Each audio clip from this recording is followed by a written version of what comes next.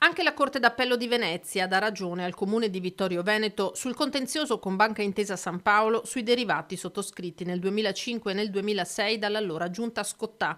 Contratti nulli, secondo i giudici, che confermano quanto già stabilito in primo grado e sbloccano così per l'attuale amministrazione comunale guidata da Mirella Bagliana un vero e proprio tesoretto accantonato in via prudenziale dall'ente pubblico a partire dal 2022, pari a quasi 5 milioni di euro. Bagliana parla di giornata storica. Dal 2005 al 2015 le amministrazioni hanno potuto godere di liquidità in spesa corrente abbastanza importante, però dal 2015 in poi le varie amministrazioni che sono susseguite hanno dovuto accantonare e tagliare, diciamo, dal proprio bilancio chiamiamoli interessi che dovrebbero essere stati corrisposti a Banca Intesa.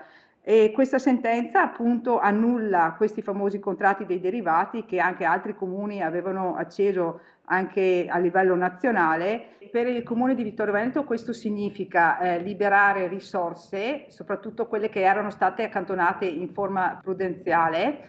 Investire in infrastrutture ma anche in spesa corrente, quindi più servizi ai cittadini e manutenzioni nel territorio. Abbiamo in cantiere delle opere importanti come quella il rinnovo e rifacimento delle piscine comunali e eventualmente anche la realizzazione della biblioteca comunale.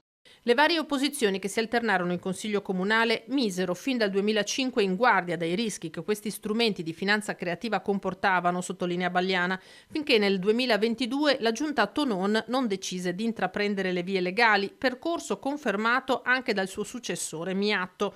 Il risultato ottenuto ora non cancella tuttavia le ristrettezze affrontate negli ultimi 10 anni. C'è stata la mancanza delle giunte, sia la giunta Tonò ma anche la giunta Miatto, voglio dire, di poter forse spendere quello che aveva a disposizione proprio per il timore di dover ridare o riconsegnare a Banca Intesa quello che era stato stipulato per contratto.